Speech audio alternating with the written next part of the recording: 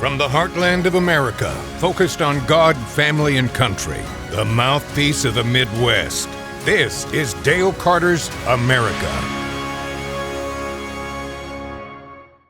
Live from Raytown, Missouri, it is our weekly podcast here. I am Dale Carter. He is Kurt Wheeler. And there's a lot going on, as there usually is. And we want to thank Bob Watson for jumping in here and being one of our sponsors. Bob was with us from really the early days of this podcast. He's been with me for 31 years, over 31 years, taking care of all of my insurance needs. He can do auto, home, life, commercial insurance. And, of course, he's got the name brand that you know, and that is State Farm. 7th and Main in Blue Springs, 816-229-7878. Bundle your home and car insurance and save even more. Bob Watson, he's been doing insurance for State Farm for over 50 years. I'd say congratulations. The gold standard of State Farm agents. That is my guy, Bob Watson. Hey, before we go any further, Kurt's going to tell you how you can take what we do and spread it to the world. Absolutely. Check us out on the video podcast on Rumble, YouTube. Make sure you drop a like, drop a subscribe, drop a comment, share the link with your friends, and then you can find the audio-only version on Spotify, Apple Podcasts, wherever you get your podcasts, and Facebook. Follow us on Facebook. It's amazing, the number of people who are doing this. I run into it all the time. I've been fundraising for my campaign, which we'll talk about here in a second, and I'm not going to name the name, but a major developer in eastern Jackson County sent me an email, and he goes, I've listened to you for years on KFKF, and I follow the podcast. I'm a big fan, and then he wrote a big fat check. So nice. We thank those people. Yeah. I was out at Mark Chestnut last Saturday night at the Ameristar, and we were having a drink beforehand in the sports bar, and a woman comes over to me, and she goes, "You're Dale Carter, right?" And I'm like, "Yeah." Yeah. And she goes, "Well, that's my husband over there, and we are both huge fans of the podcast." Not the radio station, the podcast. Wow. Right? So Heath and Janelle from Smithville. So when you get around to this episode of the podcast, you're big stars. I thank you for doing that, for being part of our world here. I'm going to take a little bit of a break. We will not have an episode next week because I will be in Florida. The only vacation that I'm going to take all year long is going to be next week. And you're doing something even bigger than that, and for a great cause. Yeah, I'm going to Serbia, not Florida. They got beaches in Serbia?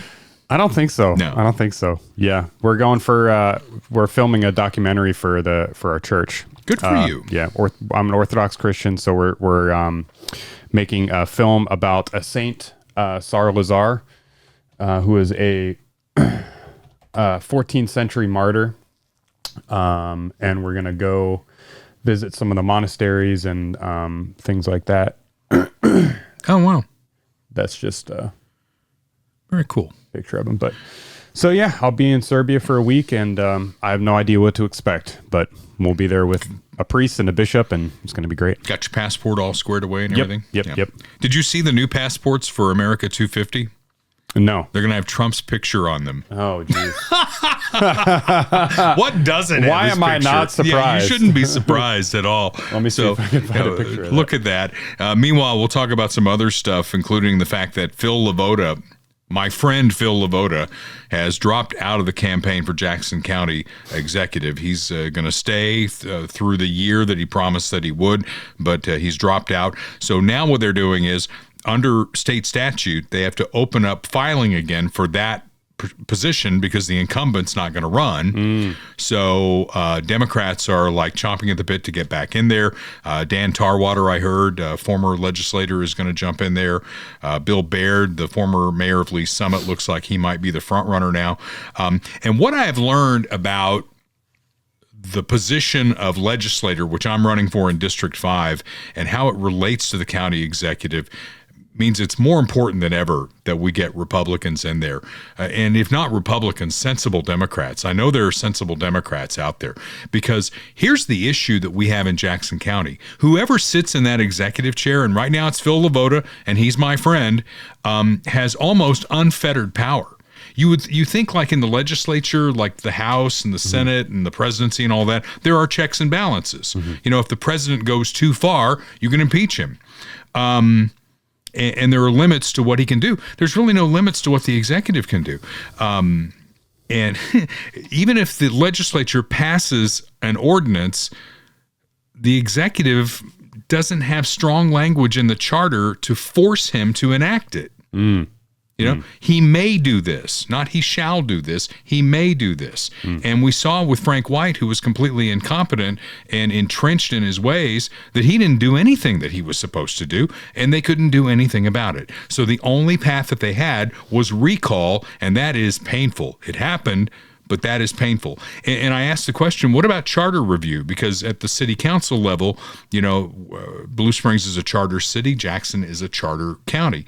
And we had charter reviews every 5 years. And what I was told is, here's the thing about charter review. Who appoints the members of the Charter Review Commission? The executive. All of them. I mean, wow. How much power is concentrated there? And I was going into this thinking, hey, I'm going to fight for a charter review. Well, now I got to fight for a way to get at least some input in that charter review. So there's a lot of weird stuff going on here at the county level. I get the frustration that my friend Jeannie Lauer has had for the last 8 years. And I may go in there knocking my head against the wall. But one thing that you know about me is I'll knock my head against the wall very loudly. I will not hold back. So that's just some interesting stuff going on behind the scenes at Jackson County. We do have an event coming up May 21st at Funhouse in Lee's Summit, and that's going to be amazing. We're wrapping the campaign and the podcast together in that event. Special guest John Patterson, the Speaker of the House. There are a lot of questions about getting rid of the state income tax in Missouri. And remember when we had him on, I asked him this. It's like, okay, you get rid of the state income tax. I get that. But there is a cost of government. How are you going to pay for that? And he's kind of fuzzing that up a little bit. Yeah. And now people are wondering, what's my sales tax going to look like? How are we going to make up this revenue? So John Patterson's going to be on, and he's going to talk about that. And then someone I have heard speak a couple of times now, and I've just fallen in love with because he's so clear-minded about the path forward, is Ron Freeman. Ron Freeman is going to be a guest on that particular episode as well. So circle that. It's May 21st from 5 to 7 at the Funhouse Pizza in Lee's Summit. Friday, this thing posts Friday or Saturday? Saturday. Okay, then never mind. I was going to tell you I'm going to be at First Friday in Grain Valley. Well, go back in time and check it out. Shaking hands and kissing babies. Just look for the pictures or whatever on my website. I'll get a flyer or something together, too, for the live event. I haven't done that yet. I've been kind of busy. Okay. DaleCarter.us. That is the website for the campaign. And, of course, we're tying it all together here with Dale Carter's America, the podcast, trying to make a difference. This isn't about my political aspirations. I don't want to be a politician. I'm just trying to get things done. I thought I was retired from all that. I ran for mayor, I lost, and then 5 years go by, and then people are chirping in my ear about running for this thing. So I'm going to give it my all and go in there and try to do the best job that I can. And honestly, that's what my friends at Clay Como Shooters do. They're just in there trying to do the best that they can, looking out for the neighborhood. They're not a big box store. They are a full-service firearms dealer, including buying guns. And man, if the news of the last week hasn't told you how completely crazy they are on the left, you ought to know by now, right? You got to protect yourself and your family. The violence that we hear about is not coming from the right. They want to sell it that way. But the violent actors are on the left. They're the people that burn down cities when something doesn't go their way. They're the people who have been ginned up to try and take out Donald Trump, not once, not twice, but 3 times now. Protect yourself and your family. Get trained. Let Shane and Herb and all those folks there with law enforcement background show you how to use that weapon, show you how to defend your home. Because when somebody's breaking into your house and you're calling 911, there's definitely going to be lag time, especially in a big city like Kansas City. There will be lag time. So make sure you can, take care of your family. Protect yourself, your family. Find the right firearm. Get trained on it. Clay Como Shooters, 69 Highway in Clay Como. You can reach them on the phone at 816-452-4867. I got that. This is a throwback to the very beginning of the episode, but here's that. How about that? Passport. Can you imagine that? If you're a liberal and you have to travel overseas, you have to have that passport, and you can't scratch it out because if you deface it, it's no longer any good. Donald Trump and the Continental Congress. One and the same as far as I'm concerned. Am I right, boys? As you know, as he just inflames the left anymore, I just sit back and I laugh at it. I mean, I've got my issues with this thing. I want him to wrap up the thing in Iran. Today, as I drove through Blue Springs on my way to work, I always check that convenience store on the way out. $3.99 a gallon for gasoline. It went up another 20 cents overnight. They got to get this thing wound down and finish the job, but get the thing wound down and let's move on here. Because some of us aren't getting any younger, and as I approach 65, I certainly think about that a lot. And I just had a friend who turned 65. We went to dinner last week. Who do you think I told him about? Probably our friends at Medicare Simplified KC. Kirk Doris. I said, here's a number. Call this guy because you're going to be 65. This is all going to come at you, like a blast furnace here. You got to get in front of it and get ahead of it. And Kirk is a guy who can get you there. Medicare Simplified KC. And you're not going to pay him. And if you can't go meet with him, he'll come meet with you. He gets paid by the insurance companies to make sure that you find the right plan, the right part with Medicare, and the supplement that's going to make sense for you because we're all different. We all come from different walks of life. Let Kirk Doris simplify it for you. Medicare Simplified KC. You can reach him at the office there at 816-701-6661. He gave me his cell phone number. Should we give out his cell phone number? Yeah. I would probably get permission first. Yeah, okay. Well, we're not going to do that. Call him at the office and tell him, hey, I'm approaching 65. My mom or my dad's approaching 65. Let's get in front of this and let's get the information that we need. So here we go. This is assassination attempt number 3. If you are following along at home here. And if you haven't seen the video, we have a little clip of it so you can see this guy, Cole, as he is running through an area of the Hilton in D.C. Guy's just standing around there. Oh, there he goes. Oh, pull a gun. A lot of shots were fired. Nothing got hit.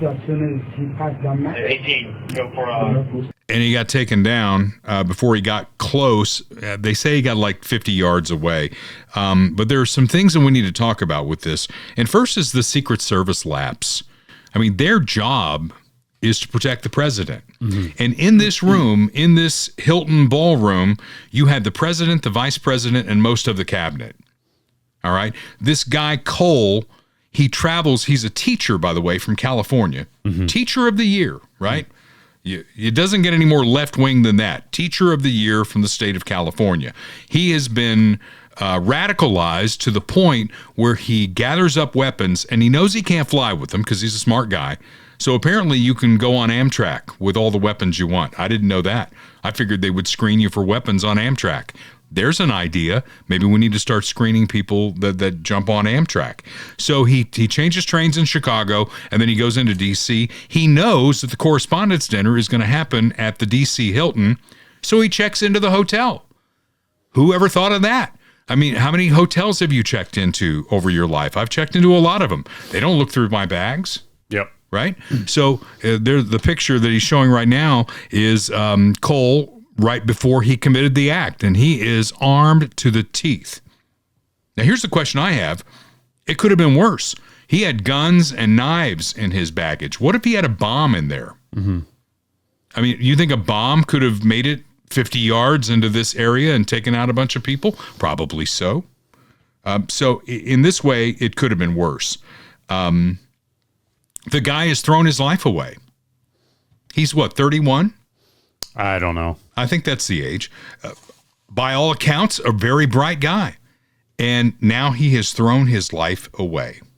It's just not to make light of it, because it is a very serious thing, but everyone's kind of got their own strategy. You think of like, oh, well, what's the weak point? I got to plan this out. And he's just like, I'm going to just run straight through full speed. And he did too. That's the move, apparently. And by that time, it looks like the Secret Service was like, the event's going on. We've screened everybody we got to screen. We're just kind of standing around here, not doing anything. And this guy had planned it out. And you cannot account for every contingency. If somebody wants to do something bad, they are going to do something. But there are common sense things that they ought to look at, and I'm sure they're going to look at this hard and say, what could we have done differently? So the question I would have is, why would this man throw his life away? Why would he be so engaged in this kind of behavior? And then I came across this video, and it's a pretty good reminder. What?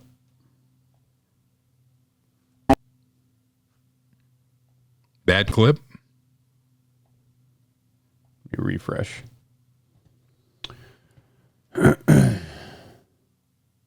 Aren't uprisings all over the country, and maybe I just don't even know why there aren't uprisings all over the country, and maybe there will be. People need to start taking to the streets. This is a dictator. There needs to be unrest in the streets for as long as there's unrest in our lives. Enemies of the state. Show me where it says that protests are supposed to be polite and peaceful. Do something about your dad's immigration practices, you feckless. When they go low, we kick them. How do you resist the temptation to run up and wring her neck? The biggest terror threat in this country is white men, most of them radicalized up to the right. I thought he should have punched him in the face. I said, even if you lost, he insulted your wife. Yes. He came down the escalator and called Mexicans rapists and murderers. He said, well, what do you think I should have done? I said, I think you should have punched him in the face and then gotten out of the race. You would have been a hero. I'd like to punch him in the face. I said if we were in high school, I'd take him behind the gym and beat the hell out of him. Punch some people in the face! When was the last time an actor assassinated a president? They're still going to have to go out and put a bullet in Donald Trump, and that's a fact.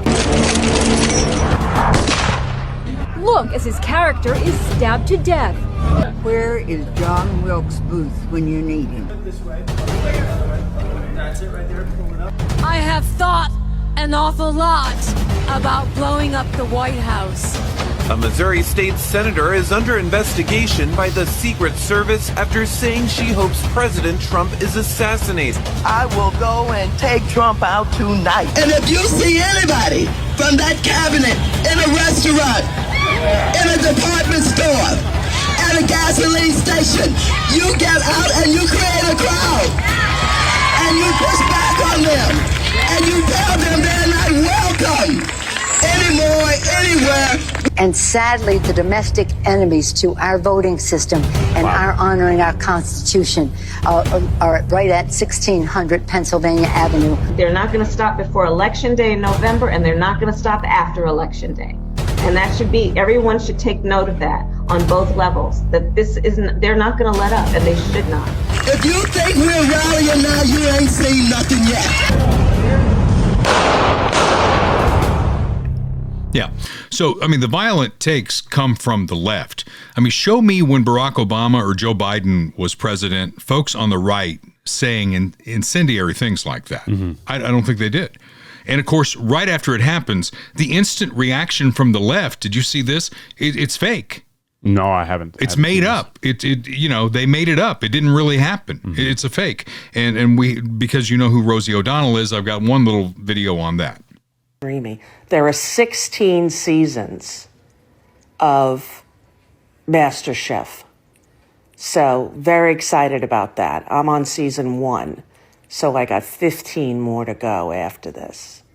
And it's so good when you don't want to watch the news about fake assassination attempts or what they're calling an assassination attempt. Somebody decided it shouldn't be a high security event with everyone in the cabinet there, and the president and the vice president and the first lady and, Congress people in the cabinet. Somebody decided that, they didn't need a lot of security. And who was that decided they didn't need a lot of security? I wonder who decided that and when and how they decided that with all those people there. It just gets more ridiculous every day. It really does. And, I think he's forgotten how many times they've attempted this. So wait, I'm confused. Was it fake or did they allow something to happen that was real? Now I'm confused. I saw the clip once and... I think Rosie should stick to watching MasterChef. You think? Yeah. All right. So I posted the first take on this. I was at a concert Saturday night And I posted a take on our podcast page with what I knew at that point was that shots were fired at the White House Correspondents' Dinner, and the president's been removed and is safe. And I'm not going to name names here because the last time I did that, we almost got sued, and it was a public figure who I named, and I thought I was actually helping someone who was suffering from TDS. So I'm not going to give you a name, but it is somebody I know, and he was the only one, maybe others have since then, who his reaction to it was laughing, right? So I'm at this concert, I'm enjoying a concert, and I'm sitting here. My wife hates this. I'm basically having a dialogue with this guy while I'm at a concert. So I said, you laugh at the post about shots fired and the president evacuated. What is your end game? You want to see him taken out in a body bag? Hate him that much? Wow, it runs deep with you. He writes back, you support a man that spreads more hate than anyone I know. Was he even awake when it happened? So my reply was sad. There have been presidents I've disagreed with. I would never cheer their demise. It says a lot. He says, I don't want to see him shot. Never said that. Just funny how we've never heard anything about the first attempt. Kind of suspicious. I wrote back, I suspect most of the haters on my podcast are just trolls. I actually know you, and you feel this way. Sad state of affairs. I guess my hope is that in a post-Trump world, some degree of civility might return. He says, he started all the hate. Don't act like he's innocent. And I wrote back, he's an asshole. How many times have I said that on this podcast? He's an asshole. You call him my guy. If you paid any attention, I begged any other conservative to run. You remember that. Mm-hmm. Ron DeSantis was my guy. He won. It's going to be over soon enough. You need to get over it. And then he's like, he won on promises he hasn't even begun to deliver on, which you would probably agree with. What's his approval rating? And I said, what's Congress' approval rating? I saw 10% today. 10% is the approval rating of Congress. Pretty low. Yeah. So I said, have a good night. I'm enjoying 90s country at Ameristar with Mark Chestnut. He writes back, yuck, LOL. And then he says, did you see the infomercial the president did for the big, beautiful ballroom? And I stopped talking to him at that point. Because quite frankly, it could have gone on all night because I think the ballroom would be a great idea. I mean, you got to think about Washington, D.C. You've been there, right? Yep. There aren't a lot of venues for things like this. They use the Washington Hilton because it's the biggest one. Mm-hmm. And obviously they can't secure it. Mm-hmm. So at least the White House ballroom is secure, would be secure. On White House grounds. It's on the White House campus. Yeah. Mm-hmm. How could it not? And we're a first world country. We are the lone superpower still left in this world. And when we do a big event at the White House, no matter who the president is, Republican or Democrat, they have to like rent tents and put it out on the lawn. Mm-hmm. And you know, in D.C., it can be very cold, and it can be oppressively hot and muggy. So why not build a ballroom like this? Not for Trump. It would serve future presidents. Can't you get your head around that? Teddy Roosevelt built the West Wing, mm-hmm. right? Can you imagine the White House complex without the West Wing? Yeah, I mean, I don't think if they even started it, it would probably get done, you know. I mean, they're working on it now, I guess, but you know, it's going to be done when he has a year left in his term. Yeah. How much is he even going to really use it? But I think for him, it's not really about him using it. It's more about like having his name on it or having a big, you know, picture of him in it so that when future presidents hold events, there's like a giant Trump portrait at the end of it or something like that. You know, there's a giant portrait when you go to the airport today of Quentin Lucas in the Kansas City airport. Right. I don't like that, but I get over it. Yeah. And he's on the loudspeakers too. Yeah. Yeah. Yeah. So, and Trump, they asked him if he was going to want it named after him. And he said, no, it's going to be the White House ballroom. Now, you know, the next president who comes in, whether Republican or Democrat, I hope to God they take all that gold stuff down because I think it's tacky. It's trashy. But he's the president and he gets to do what he wants with the White House right now. That's the way it works. And presidents throughout history have improved the building, have improved the campus. This just comes down to the left doesn't want to give him anything. Mm-hmm. Nothing. And yet here's the guy that they rail against and rail against. Do you know that after this was over, he called Jonathan Karl at ABC News Jonathan was the past president of the White House Correspondents Association, and he has been a major thorn in Donald Trump's side, was a major thorn in the first term. And yet he called Jonathan Karl to make sure that he was okay. And we have that clip. There's something weird with the sound here. Early this morning? Yeah, my phone rang shortly after 7 a.m. My landline, George, actually a number that few people call, and it was President Trump calling. He said at first he was calling to see if I was okay with what happened last night. Are you okay? And then he reiterated many of the things he said in his press conference last night, emphasizing the unity that he felt in that moment, that he felt at the dinner before the shooting and certainly after with the people who reached out to him. And he said absolutely, and he was quite firm about this, that dinner must be rescheduled. It must be rescheduled. He knows that I was a former president of the White House Correspondents Association and had worked with him on a dinner that never actually happened back during COVID. And he was saying, we've got to get this dinner back on. It has to happen. So there you go. Calls Jonathan Karl on his private line just to say, hey, how are you doing? Donald Trump is a different kind of president. He really is, in terms of Republicans, because he's not the average Republican president. Think back to the Republican presidents that we've had. Let's go back to Reagan. Reagan was well, there you go again, right? Mm-hmm. Always the smile, always deflecting and all that. And then you had George H.W. Bush, by all accounts, a really nice guy, never really said much bad about Democrats or people he didn't agree with, people who called him a Nazi on a regular basis. His son, pretty much out of the same mold. And then you've got Donald Trump, who is a tough street fighter from New York, and he calls them as he sees them, and he uses very tough, very coarse language. I don't think he's called for anybody to be killed, but he has used coarse language. And, somebody put that up in a podcast post that I made. All of the nasty things he's called people. Yeah, he did all that. Did he shoot anybody? Did he ask anybody to be shot or assassinated? I don't think so. So to him, I think this is all just a game, right? Mm-hmm. He does the back and forth thing. And I don't think he takes it personally at all. I think it's like the stuff that happens to him, it's like water rolling off a duck's back. But man, the left, they just have deep-seated hatred for this guy. Deep-seated hatred. There are jokes that happen in the media. Melania didn't take this pre-shooting joke very well. In fact, she took it very seriously. Our First Lady Melania is here. Look at Melania, so beautiful. Mrs. Trump, you have a glow like an expectant widow.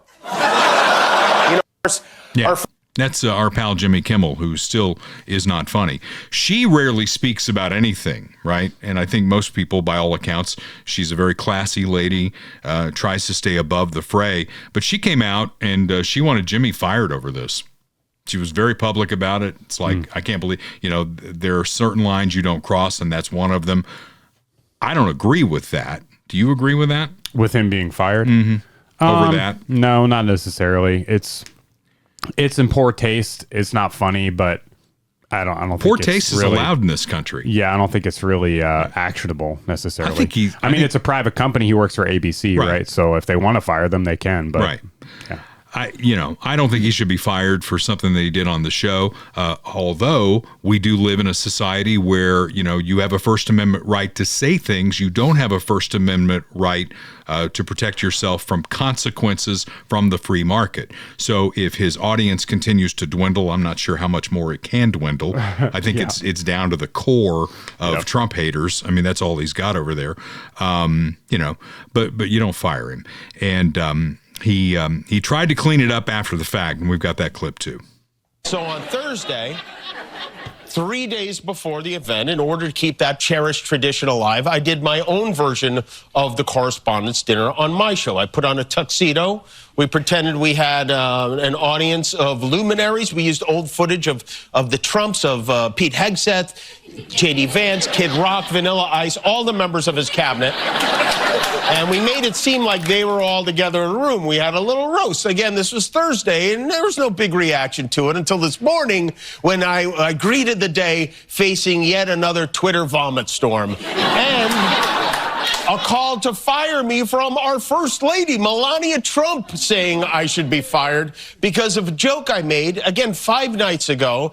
It was a pretend roast. I said, our First Lady, Melania, is here. Look at her, so beautiful. Mrs. Trump, you have a glow like an expectant widow, which obviously was a joke about their age difference and the look of joy we see on her face every time they're together. It was a very light roast joke about the fact that he's almost 80 and she's younger than I am. It was not, by any stretch of the definition, a call to assassination, and they know that. I've been very vocal for many years speaking out against gun violence in particular, but I understand that the First Lady had a stressful experience over the weekend, and probably every weekend is pretty stressful in that house. And also, I agree that hateful and violent rhetoric is something we should reject. I do, and I think a great place to start to dial that back would be to have a conversation with your husband about it, because... that's enough of that. You don't need any more of that. But I do agree with him on that point. You know, you can't fire the guy for that. But I still think he's still not funny. I don't watch enough of him to know, but I'm sure because he likes to have the teary-eyed monologues. Yeah. I'm sure when Charlie Kirk was shot, he probably did a whole show on that, and he was like crying through the whole show, right? I would imagine. Yeah, who knows? He probably did not. Reading off a teleprompter the whole time, by the way. Right. So after all this, I did touch a nerve with my post about Cole, the guy who is at the heart of this whole thing. And boy, you know when you touch a nerve on our podcast page, because you just see the numbers mushroom and you see the shares, and then you get what are clearly trolls who are coming in, bots, right? They're fake people. I only interact with people that I know on this thing. But I put up a picture of Cole, the shooter. I guess after they tackled him, they stripped him, right? Yes. And then they put this like foil thing over him, draped over him. You know what I'm talking about? Yep, I have the picture right here. here. There's the picture. So is that my post? Yeah. Okay. So I put up this post, and I tried to be funny with it, sort of, and it was kind of like one of those, this is your brain on drugs. And I referred to Cole as the poster child for Trump derangement syndrome, in parentheses, TDS. And my point was, in making this, is that Trump's in the last 2.5 years of his term. He's termed out. He is never going to be on a ballot again. And this allegedly smart guy, ginned up by the haters on the left, has thrown his life away. Mm-hmm. And for what?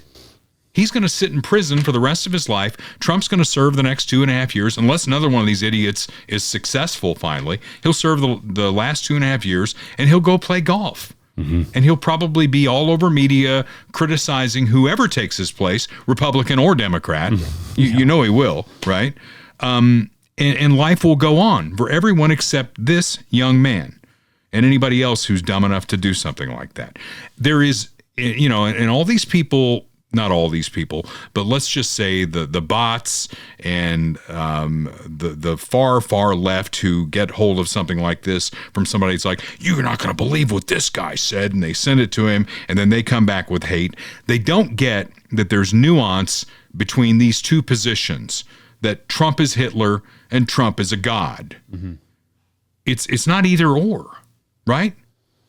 Yep. I mean, it's Facebook though. Like that kind of stuff will always inflame people and get people's panties in a bunch. So yeah, I just don't worry about it too much anymore. There are forces out there that take whatever thread that we give them and they pound it into hate on both sides. And something tells me somebody's making money off of it. They got to make money off of it somewhere, right? Mm-hmm. Or there's got to be some other motivation for keeping us all ginned up here. My motivation for running, I think I've told you that, is that I want to make life better. for Jackson County and those of us who live there. And so we're going to do a big event. We would love to have you there May 21st at Fun House Pizza, the Lee Summit location on 50 Highway. Our host, of course, is going to be Jim Dingman. He runs the Fun House on 50 Highway in Lee Summit, 7 Highway in Blue Springs. Lee Summit is bigger, but both locations have the tremendous pizza that you get with the toppings piled high. The drinks are really cold. The atmosphere's fun because there's video games everywhere. There's rides everywhere. So it's a great place to take the family. And I sure hope that you'll come hang with us on May 21st from 5 to 7. But even if you don't, man, if you need pizza tonight, funhousepizza.com. You could check it out and then go pick up your pizza, dine in or whatever. And if Jim Dingman happens to be in that location, make sure you tell him that you enjoy having him as part of our podcast. I'll bet Michael Schroer is going to be there. Michael's our real estate agent with RE/MAX Elite in Lee Summit. He joined this podcast as a sponsor to get his name out. I think that's why anybody would want to do that. And he will help you with whatever your real estate needs are. Sell your house, buy a new house, buy whatever size house fits where you are in this stage of life at RE/MAX Elite in Lee Summit, 816-373-8400. You can reach him on his cell. I know he won't mind at 816-520-9342. And his email address, michaelschroer56@gmail.com. And you spell Schroer, Schroer.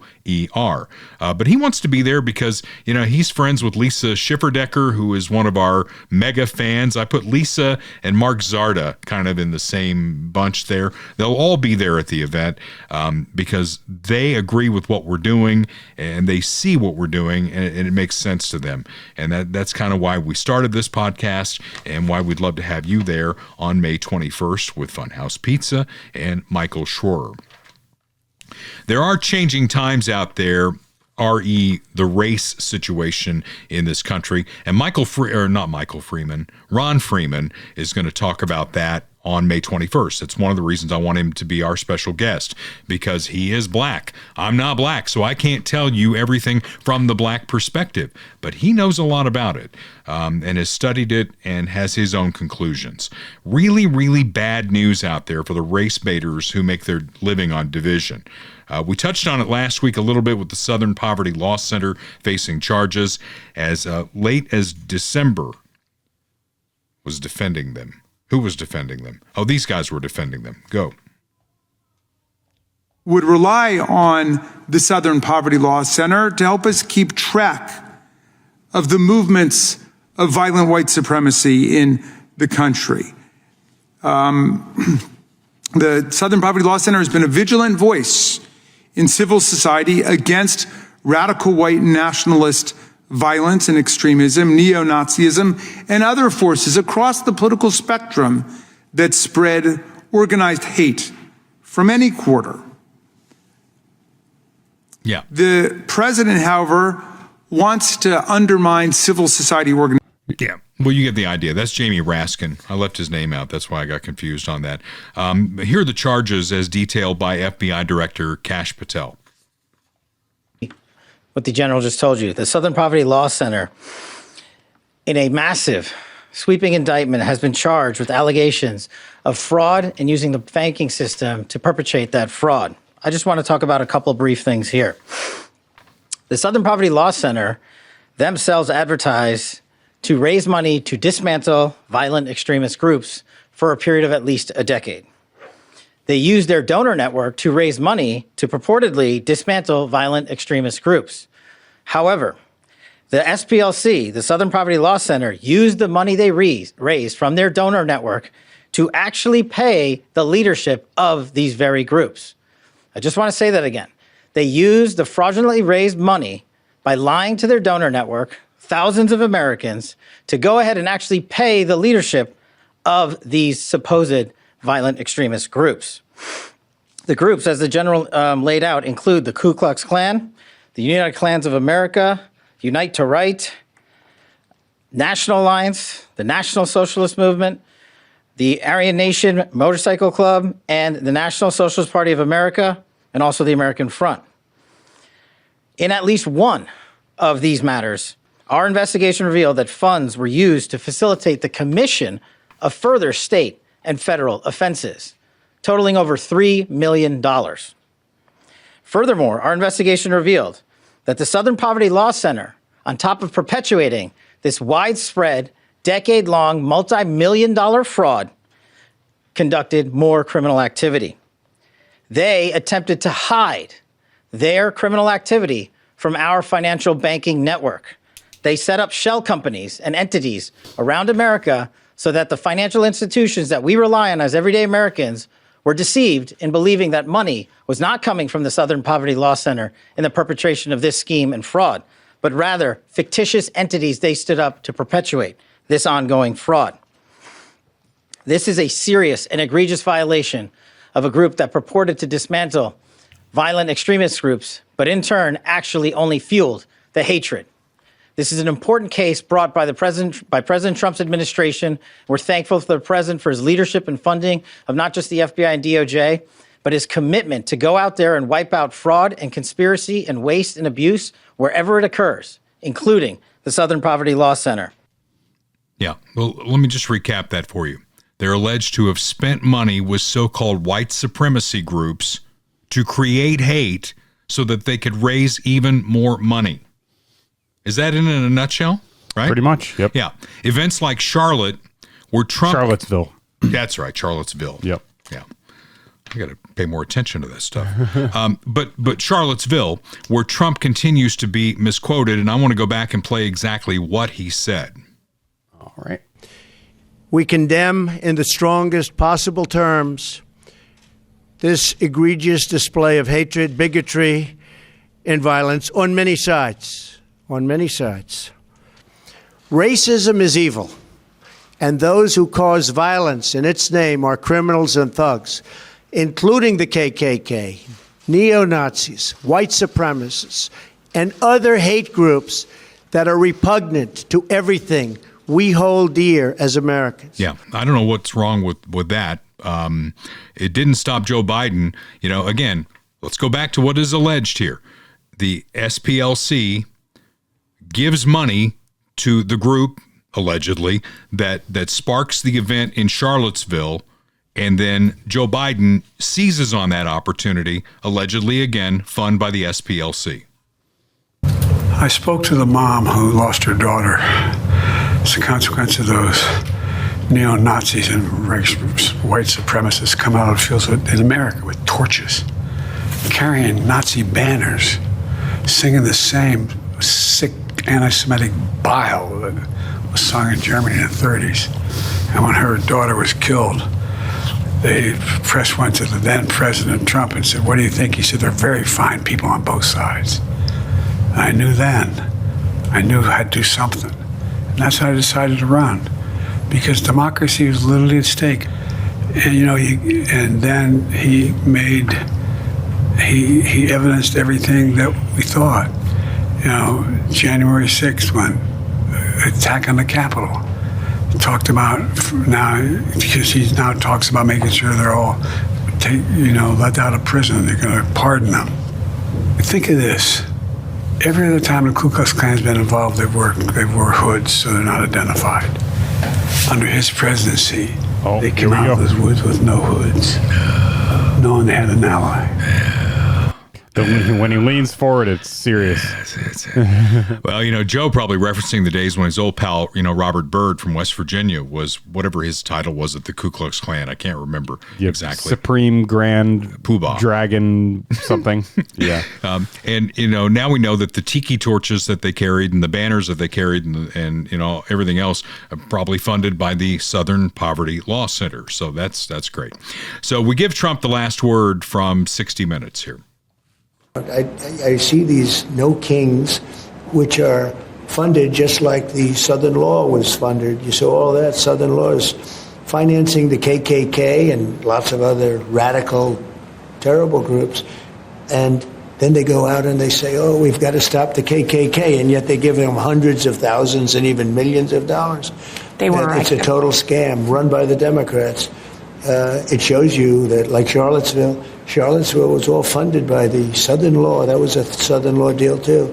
And it was done to make me look bad, and it turned out to be a total fake. It basically was a rigged election. This was a part of the rigging of the election, and that's what you really should be doing. I mean, I hope one of your 60-minute episodes, which really hasn't changed very much from the last few years, I'm surprised, but one of those episodes should be on Southern law and the fact that they spend millions and millions of dollars on absolute far right and just bad groups. And then they'd use those groups and they'd say, these are Republican groups and we're coming to your rescue. And they're the ones that have funded it, and they're the ones that keep them going. One more thing on race relations that you may have seen. This is in the news this week. SCOTUS dealt a blow to Democrats, saying that gerrymandering for racial reasons is also a violation of the Equal Protection Clause of the 14th Amendment. It was always has been illegal under the 14th to gerrymander to diminish the African American vote. There have been many decisions on that, a lot of policy on that, a lot of debate on that.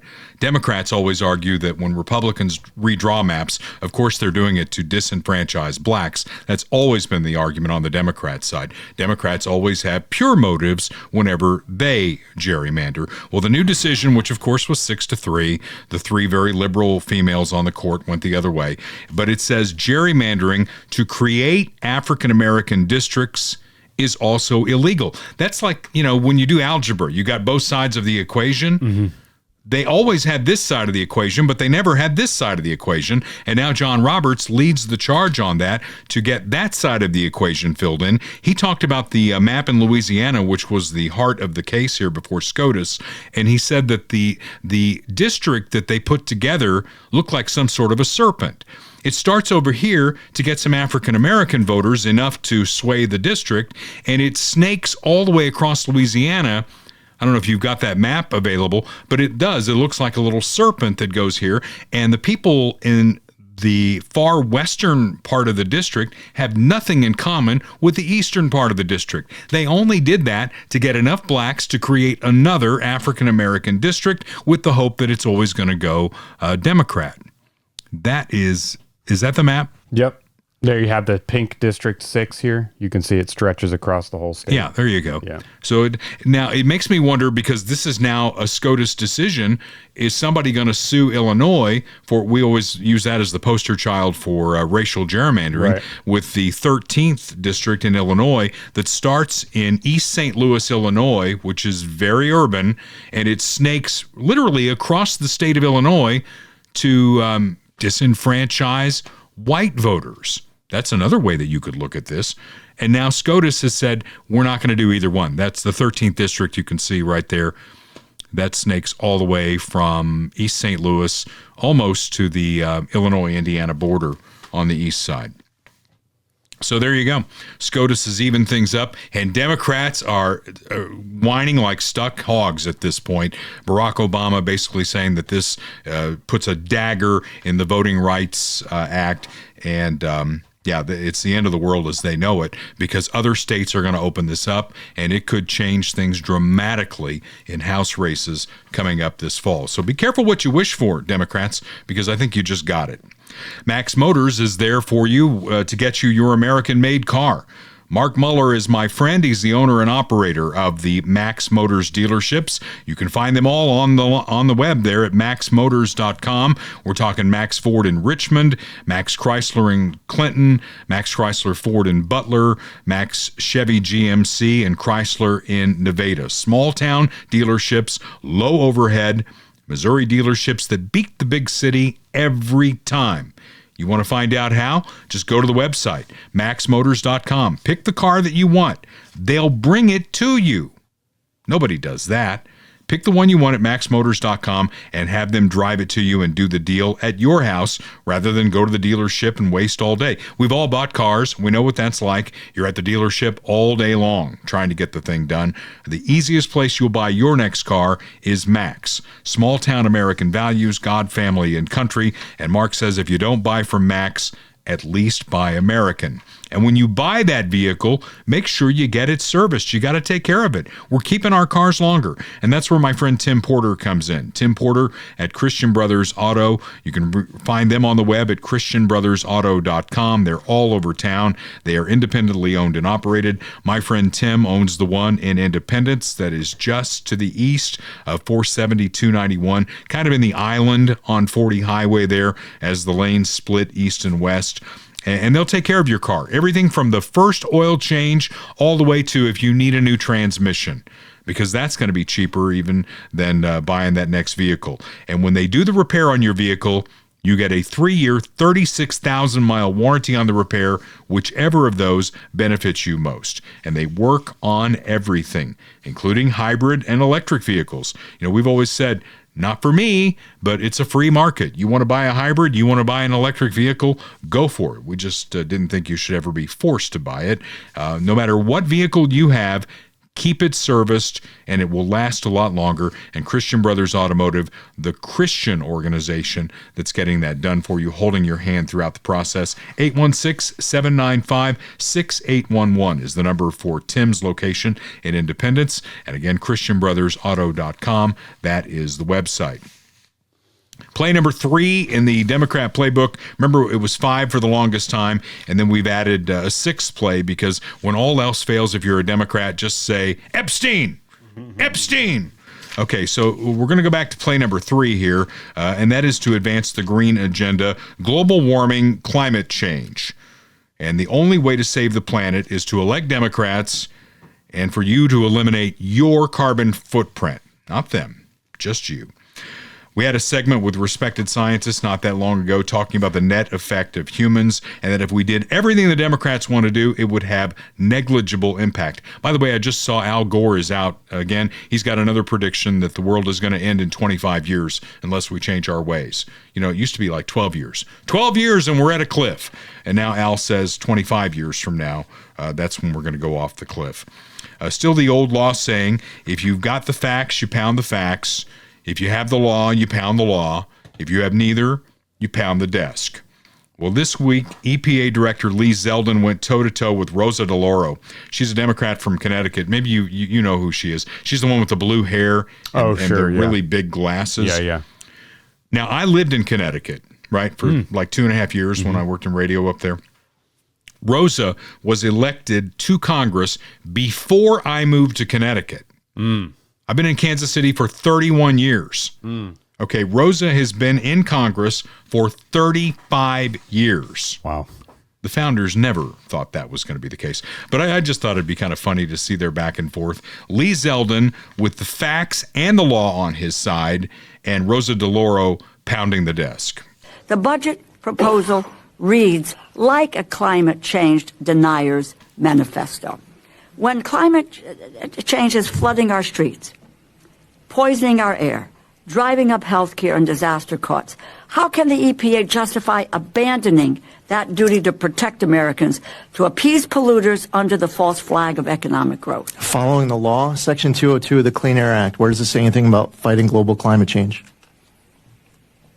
Loper-Bright, Supreme Court case, you familiar with it? No, I maybe others are. I'm not, but let me ask. But that's really important. As a member of Congress, Loper-Bright says that we, as an agency, don't have the authority to get creative. If Section 202 of the Clean Air Act, no, but you don't have. Excuse me. You do not have the right to say climate change does not exist. That it's a hoax, and that's where this administration is coming from. I understand you're upset that you don't know what Loper-Bright is. Do you know what the major policies doctrine is? I'm upset because you know what the major policies doctrine is. You know what, let me just. You're a member of Congress. You should know. Well, you have moved from someone who defended the environment to all of a sudden being very defensive about not knowing the 2 biggest landmark Supreme Court cases of the last year with regards to your question. You are very defensive about changing your policy and your positions with regard to the environment. Okay. Now, you just tell me. Do you want me to tell you what the 2 biggest Supreme Court cases are of the last few years? This is what I want you Michigan to tell versus me. EPA. Whoa. West Virginia versus EPA. You know, you're here because you need money from us. So halt for the second and wait for the questions and answer the questions. Well, I answered your question, No, you and didn't. you didn't like my answer because you, did don't not know what answer the Loper Bright is, question. because She you needs to don't be know what the careful. major She might policies doctrine have a is. stroke or Because something. you're asking me, you're asking me Her about blood Section pressure's 202 of the going up. Clean Air Act, and you don't read it. You don't know what it says. Listen, and what you want to do is to deny. You want No, to. I actually read the law. I do my homework. Really? You're just somebody who likes to have the microphone on. You know what I have to do? I read the law. No, I Mr. read the Chairman, I don't Supreme have Court to listen cases. to this, and I would say No, that, what you should do for your constituents is actually read statute. budget is at real risk. Read Let your me tell Supreme you, Court. This is the Appropriations Committee. Oh, you come gonna- here. You care about science? Now you throw. That was the laziest gavel I've ever seen. He's like, all right. What do you think of that shade of blue? You see, Real look risk. at the gavel. Read again. your He's like, Supreme Court. This is the Appropriations Committee. Oh, you come here. You care about science? Now you're threatening to defund it? Oh my God! No, you don't fund Because science. you don't know what. Okay. Yeah. Yeah, she's awesome. I don't think she was my congressperson because I had Gary Franks, who was a Republican back when you could be a Republican and win in Connecticut. Can't do that anymore. They got all those seats. Yeah. All the seats are blue in New England. Royal Roofing and Solar. I'm telling you what, man, my buddy Austin Watterson has been busy. The weather has just been atrocious here in the Midwest with all these storms and hail and all that. And he's out there inspecting roofs, and he would love to get up on your roof. If you think you were in the heart of one of those big hailstorms, get Austin and his team up on your roof. They have a new product now. It's Tamco Hail Guard. It is beyond Class 4. They put the first one of those up a couple of weeks ago, and I think that owner's going to not worry about hailstorms anymore. Get your roof inspected and get the right roof on it. And remember, don't fall into the trap of the guys who go door to door after every storm saying, oh, yeah, get me up on your roof. I'll get you a free roof. Your insurance company's going to pay for it. That scam is done. Right? Now what's happening is smart roofers like Austin Watterson at Royal Roofing and Solar, they work with insurance companies to make sure you get the right roof on your house and lower your insurance rates. And that will more than pay for the roof in the long run. Roofedbyroyal.com. That's my pal Austin Watterson, did the roof on my house, and he'll do the roof on your house too. And again, those storms that went through, let's get them up on your roof and take a look at what, if any, damage was there and how it can be fixed and maybe get you a new roof here, okay? The guy who's going to really love that is Bob Watson, because Bob is an insurance agent, and he's dealt with this kind of stuff for 51 years right here in the great Midwest. In fact, he's coming up on 52 years as a State Farm agent.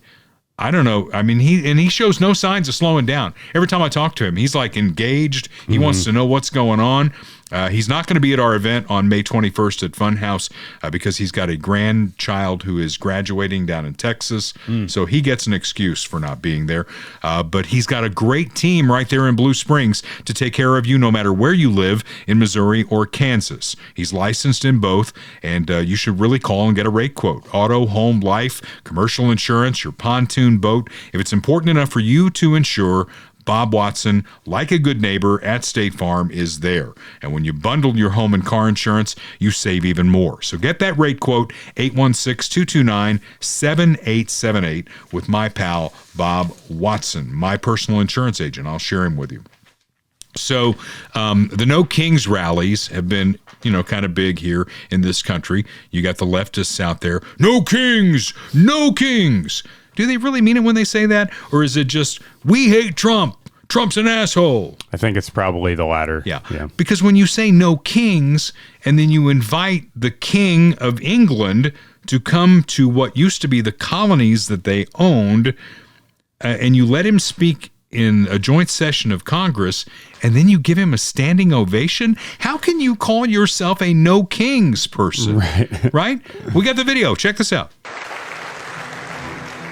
Members of Congress, I have the high privilege and distinct honor of presenting to you His Majesty Charles III. There they go. Look at all those Democrats. She's even taking a video. Oh, yeah, Clyburn standing up, Pelosi standing up, Steny Hoyer. They're all standing and applauding. And they're applauding a king. I mean, I know he's not really a king. He's just kind of like the figurehead over there. And Donald Trump's not a king. to get your head around that. You know, it's only another 2.5 years. And then the beauty of this country, by the way, as we record this was the day in 1789 that George Washington took the oath of office as our first president under the U.S. Constitution. We had a president before under the Articles of Confederation. I can't even remember the guy's name. It doesn't matter. It's inconsequential. Right. That was such a train wreck that they threw it out and they came up with the Constitution. And we have George Washington now as the first president. And the checks and balances that they orchestrated, the architecture of our federal government is beautiful the way they did it. I wish we had that, in Jackson County, Missouri, but we're going to work on that. Meanwhile, the No Kings crowd stood and cheered for King Charles III of Great Britain. So until we talk again, don't forget May 21st. That's going to be the live event at Funhouse Pizza in Lee's Summit. Be safe on your trip to Thank you. You Serbia. Too. Yep. Yeah, I'm going to the beach in Florida. Yep. I think I win. But, have fun, be safe, and we'll be around this radio again here before you know it for the podcast Dale Carter's America. Until then, this is Dale Carter's America. The views expressed on Dale Carter's America are Dale's and Kurt Wheeler's. They do not necessarily reflect the views of KFKF or Steel City Media. Comments can be sent to dalecartersamerica@gmail.com. Check back for weekly episodes. Subscribe, spread the word, and give us a 5-star review. Thanks for being a part of Dale Carter's America.